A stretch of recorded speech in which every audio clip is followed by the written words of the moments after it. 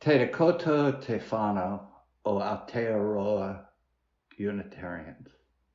Tēnā koutou nā manahiri. No mai haere mai ki tēnei hui topa a te atua. Tēnā koutou tēnā tātou katoa. You say ki ora so nicely. I felt a little whimsical this morning, so I thought for our virtual service, I would begin with an invitation by one of my favorite poets, Shel Silverstein. If you are a dreamer, come in. If you are a dreamer, a wisher, a liar, a hoper, a prayer, a magic bean buyer.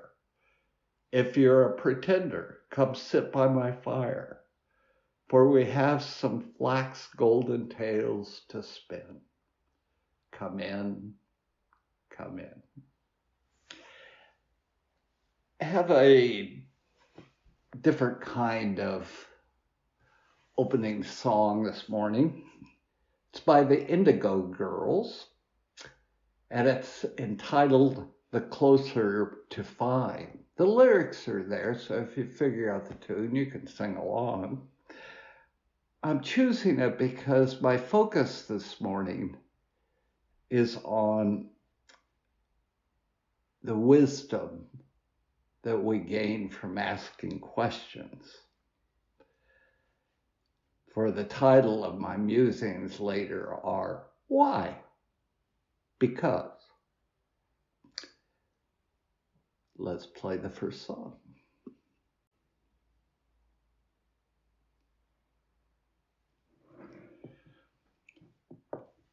Sometimes a song is the whole sermon. Our chalice lighting this morning, I've chosen words by Elizabeth Strong. Reverently, I offer this, our symbol of hope and high intent. Reverently, I bequeath this flame to you. This is the light that is lit for everyone who comes into the world. Bear this light to others. I'm sorry, lost my place here. Bear this light to others one by one. Let the flame go from life to life till all is lit with its warmth. Tell that the light means wisdom. Tell that the light means kindness. Tell that the light means understanding. Tell that the light means tolerance. Tell that the light means sacrifice. Tell that the light is a vision of a fairer world. Tell that this is the light that is lit for everyone who comes into the world.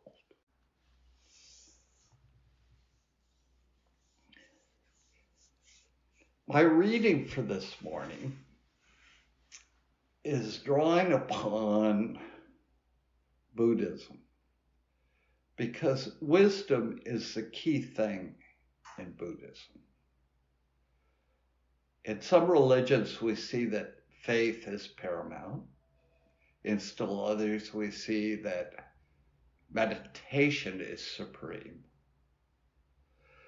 For instance, in yoga, in Buddhism, faith is preliminary. Meditation is instrumental. But the real heart of Buddhism is wisdom. And when I'm feeling less than wise, one of my favorite pastimes is to read Zen koans, because they seem to loosen the brain muscles, free them up a little bit. So I thought I would share some of my favorites. The first one's entitled A Useless Life. A farmer got so old that he couldn't work the fields anymore. So he would spend the day just sitting on the porch. His son, still working the farm, would look up from time to time and see his father sitting there. He's of no use anymore, the son thought to himself. He doesn't do anything. One day, the son got so frustrated by this that he built a wood coffin, dragged it over to the porch, told his father to get in. Without saying anything, the father climbed inside. After closing the lid, the son dragged the coffin to the edge of the farm where there was a high cliff. As he approached the drop, he heard a light tapping of the lid on the lid from inside the coffin. He opened it up, still lying there peacefully. The father looked up at his son. I know you're going to throw me over the cliff, but before you do, may I suggest something? What is it? Replied the son. Throw me over the cliff if you like, said the father, but save this good wood coffin. Your children might need to use it. The second is called The Moon Cannot Be Stolen. Ryokan, a Zen master, lived the simplest kind of life in a little hut at the foot of a mountain. One evening, a thief visited the hut, only to discover there was nothing in it to steal. Ryokan returned and caught him. You may have come a long way to visit me, he told the prowler, and you should not return empty-handed. Please take my clothes as a gift. The thief was bewildered. He took the clothes and slunk away. Ryokan sat naked, watching the moon. Poor fellow. I wish I could give him this beautiful moon.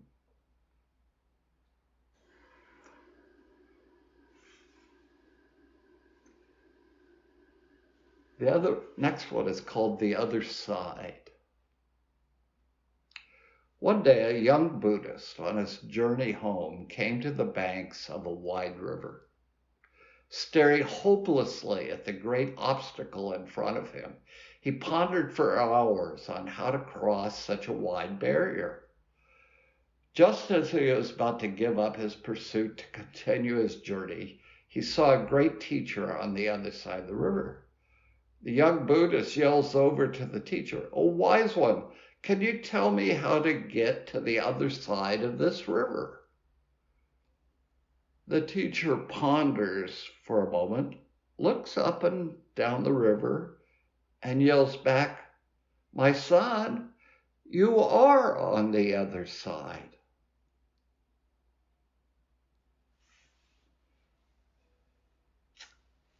And perhaps my favorite is entitled, It Will Pass.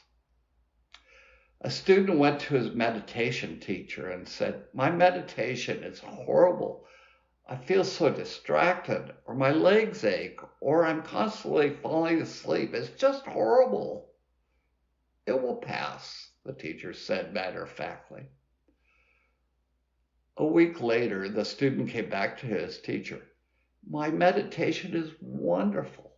I feel so aware, so peaceful, so alive. It's just wonderful." "It will pass," the teacher replied, matter-of-factly.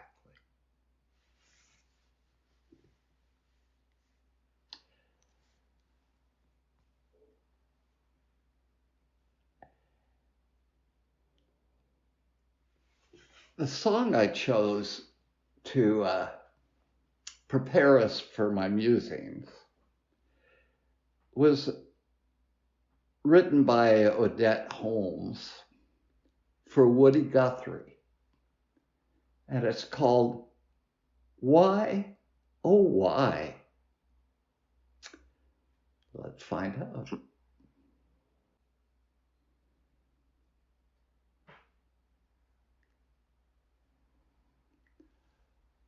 before I chose that song, I chose my title to publish in the newsletter. Why? Because. So I couldn't pass up that song, and I came across it. My dad was a pretty smart guy. He had a lot of academic degrees after his name, and when younger, I thought of him as the only Renaissance man I knew. Why? He seemed to know the answer to every question. At least every one I could throw at him. Later, I figured out that he was conning me. When he didn't know the answer, he still gave me one, saying it with enough authority that I bought it hook, line, and sinker. I later suspected his ruse and called him on it. He got that impish smile of his after being busted and told me he was proud of me. I'd learned that having authority didn't mean someone had the answer to our questions. Better to trust someone who has no answers, but asks lots of questions. This is why he raised me with the Socratic method, a dialogue between teacher and student, instigated by continual probing with questions to foster critical thinking. There is a downside to this method.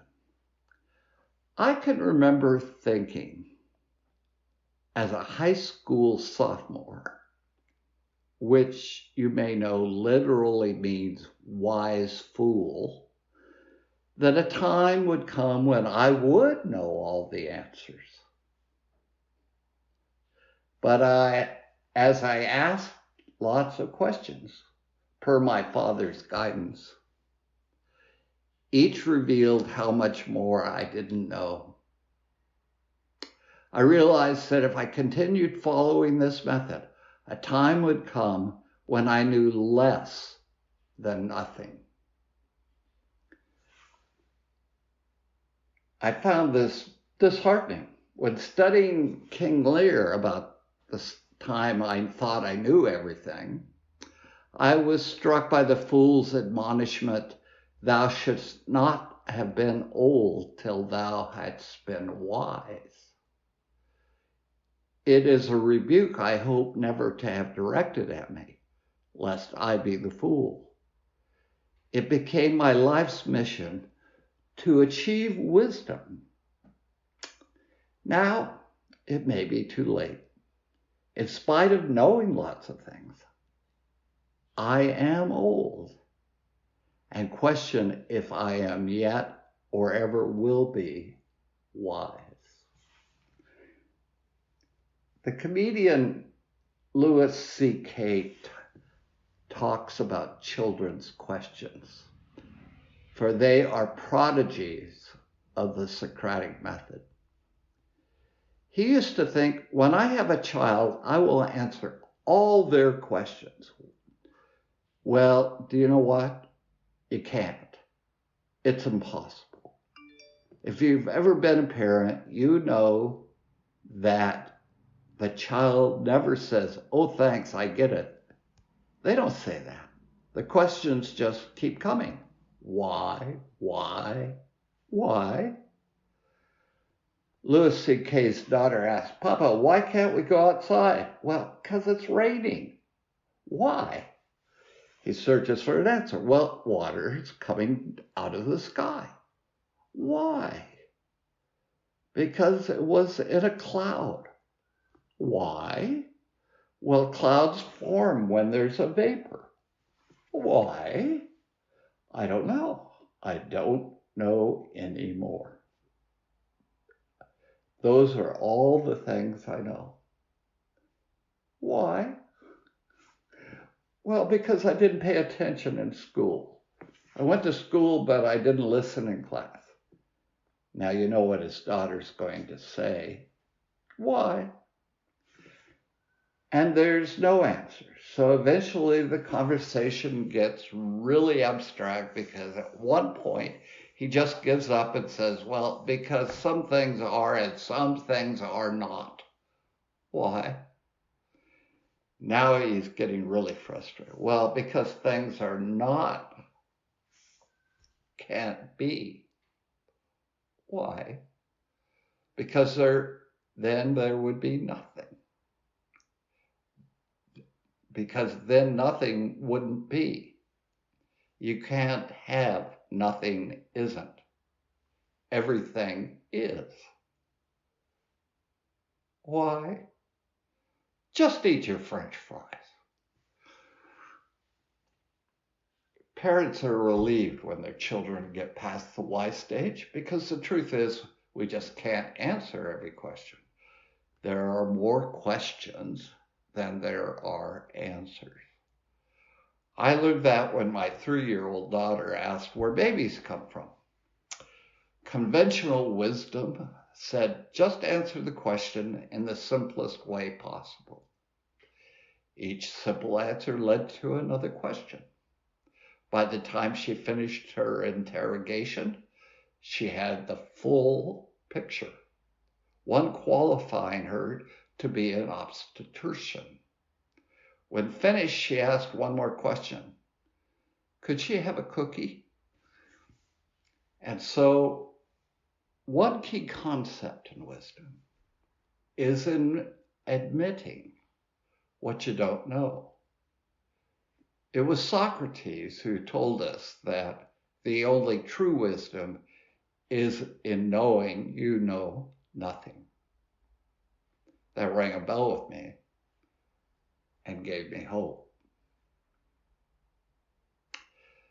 Children are not the only source of wisdom.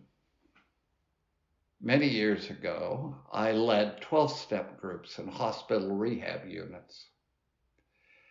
Many of us, thanks to TV or perhaps our own experience in such a group, know that they always begin with what is called the serenity prayer.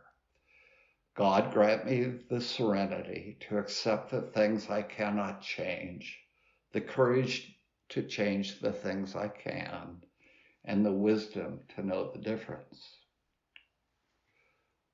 What's not as well known is that this is not the full and complete text of the prayer that was written by Lutheran pastor and quite famous theologian Reinhold Niebuhr.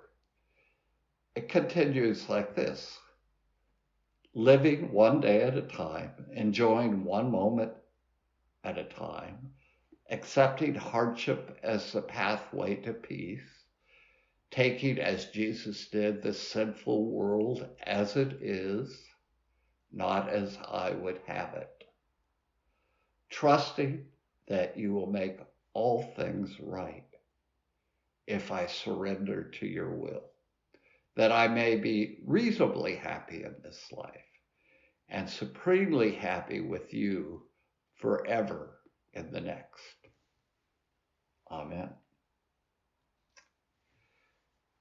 The unabridged serenity prayer is really 3 prayers in one. This is perhaps what makes it so powerful. It encapsulates the heart and soul of our human condition. The first verse is about being in control. As hard as it is to admit it sometimes, we know we're finite and fallible people. Some things are beyond our control. We seek to gain acceptance for those things. The second verse reminds us that not everything is beyond us. We are able to exercise our agency over some of our circumstances. We seek the determination to seize and act upon those opportunities when they arise. And then in the third line, we name yet another central fact in our lives.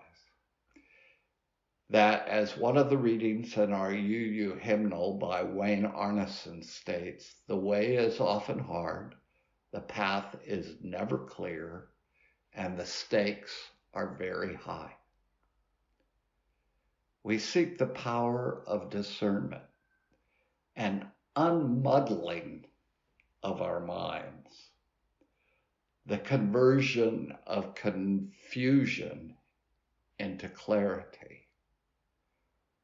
We ask for wisdom.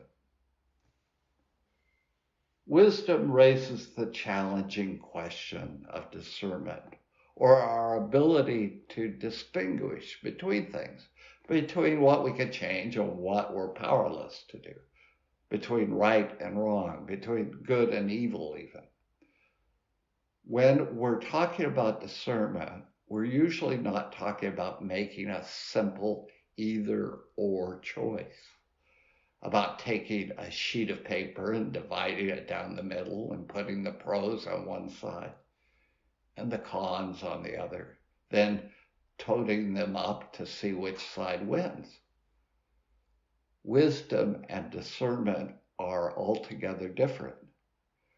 Wisdom implies a deeper quality, or what I'll call knowing.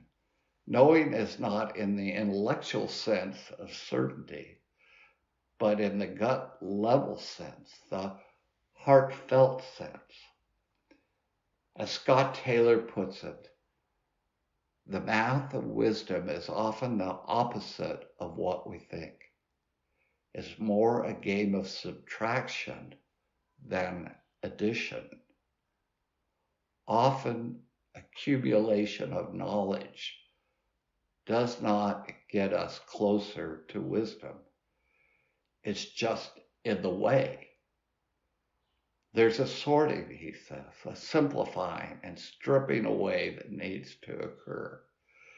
It's about unknowing as much as knowing. So where does wisdom come from? How do we gain the wisdom to know the difference? Since the Serenity Prayer is a prayer, maybe that's a good place to start.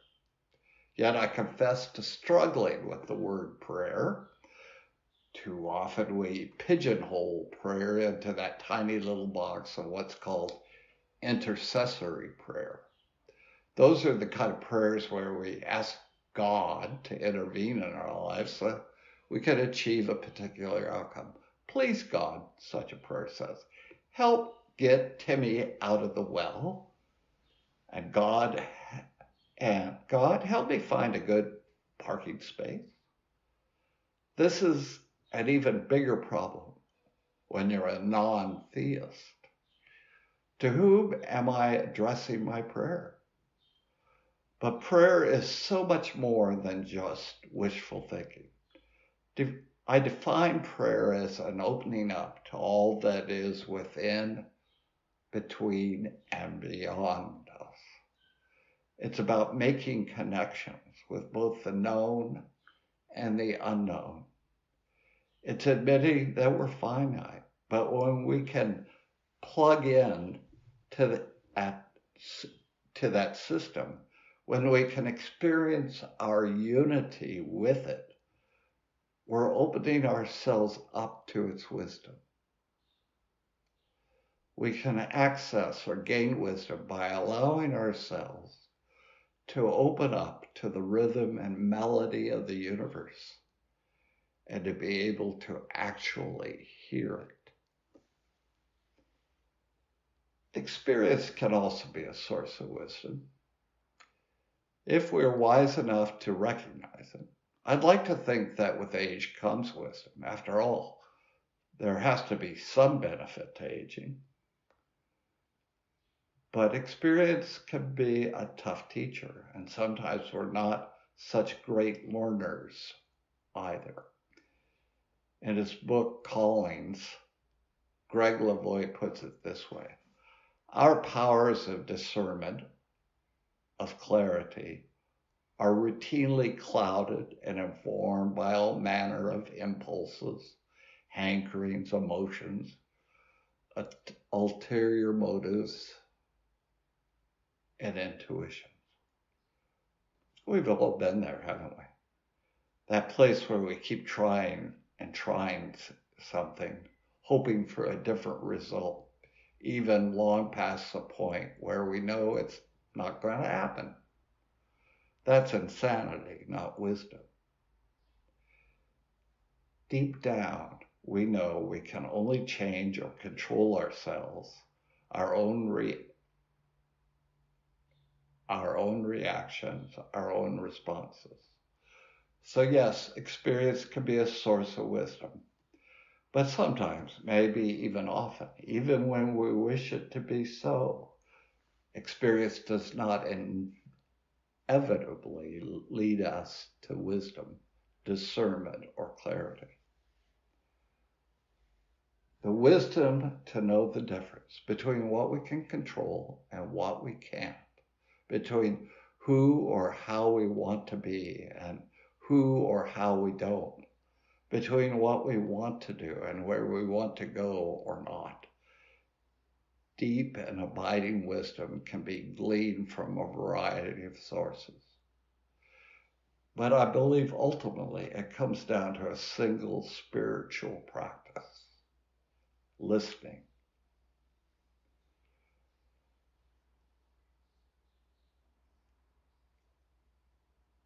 I once asked my advisor in seminary, who was the second Renaissance man I knew, what he was doing during prayer time in morning chapel. He said, listening. Listening to what others who have our best interests at heart are telling us. Listening to what our intuition, our heart, our soul is telling us. And engaging in practices that create channels for the songs of the universe to penetrate through all the noise of our lives and to reach us in our deepest, inmost places. I know that listening can take me to places I did not anticipate or even know to anticipate. Wisdom has taken me on an adventure that has enriched my life and given me joy in the connections it has provided. How can I not tap my toe to the universe's melody?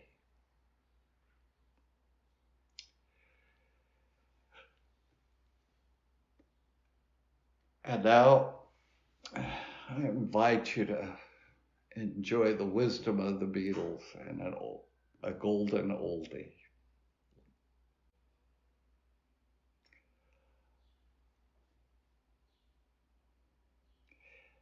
For our closing words,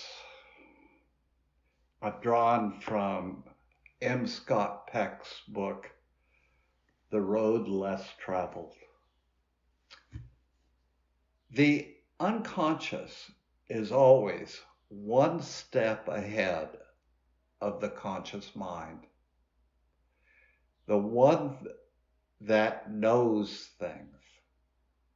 If you're willing to sit with ambiguity, to accept uncertainty and contradictory meanings, then your unconscious will always be a step ahead of your conscious mind in the right direction.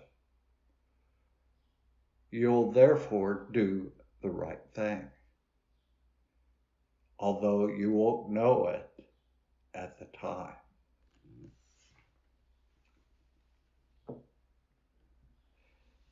And now, if you have a candle and know the words, we extinguish the chalice. We extinguish this flame, but not the light of truth, the warmth of community, or the fire of commitment. These we carry in our hearts until we are together again.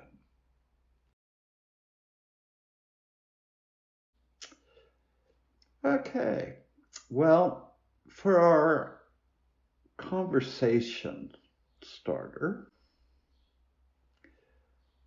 you could probably guess that it's going to be about wisdom.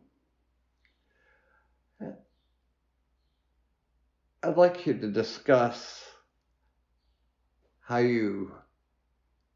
wise you feel, and where have you found wisdom to enlighten you? How wise do you feel you are, and where have you found wisdom to enlighten you?